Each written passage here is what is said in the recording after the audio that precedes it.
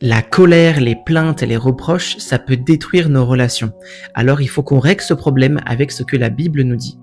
Tu peux aimer profondément ton conjoint, tes enfants, tes parents ou ta famille, et pourtant laisser la colère prendre progressivement une place dans tes relations.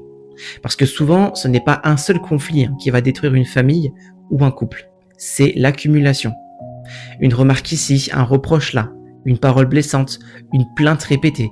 Et puis on finit par ne plus se parler avec amour, mais avec frustration.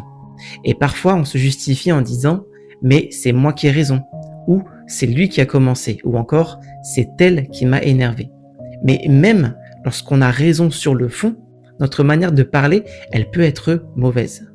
Et la Bible nous dit dans Éphésiens le chapitre 4, le verset 31 à 32, que toute amertume, toute animosité, toute colère, toute clameur, toute calomnie et toute espèce de méchanceté disparaissent du milieu de vous. Soyez bons les uns envers les autres, compatissants, vous pardonnant réciproquement comme Dieu vous a pardonné en Christ. Et regarde bien, ici la Bible, elle ne nous demande pas de n'être plus simplement en colère. Elle nous appelle à changer notre manière de réagir. Parce que la colère non maîtrisée, ça peut laisser des blessures. Dans un couple, elle peut créer de la distance. Dans une famille, elle peut laisser installer la peur ou le ressentiment. Et avec le temps, certaines personnes finissent même par ne plus oser parler. Parce qu'elles savent que la moindre discussion, elle peut provoquer un conflit. Alors oui, il faut parfois parler des problèmes, il faut parfois dire ce qui ne va pas, mais dire la vérité n'est pas une permission pour blesser. La parole de Dieu nous enseigne à parler avec douceur, avec maîtrise de soi et avec amour. Dans Proverbe le chapitre 15, le verset 1, il est dit « Une réponse douce calme la fureur, mais une parole dure excite la colère. » Alors la prochaine fois que tu sens la colère monter, ne réponds pas immédiatement. Arrête-toi, respire et prie. Demande simplement à Dieu « Seigneur, donne-moi la maîtrise de moi-même.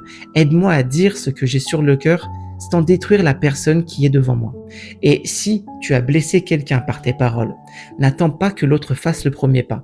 Sois humble et reconnais ton erreur et demande pardon. Parce qu'avoir raison ne sert à rien si dans le processus tu détruis la relation que Dieu t'a confiée. Aujourd'hui, choisis de remplacer les reproches par le dialogue, la colère par la maîtrise de soi, l'amertume par le pardon et les paroles blessantes par des paroles qui construisent. Et surtout, laisse la parole de Dieu transformer ta manière de parler, de réagir et d'aimer. Si ce partage t'a aidé, laisse-moi un like ou un commentaire, partage cette vidéo. Si tu as besoin d'aide et de soutien dans ta vie chrétienne, clique sur le lien dans ma bio juste au-dessus pour rejoindre notre groupe WhatsApp. On partage la parole de Dieu pour s'entraider et réussir à satisfaire Dieu dans nos vies. Que Dieu t'aide et te bénisse, toi et ta famille. Au revoir.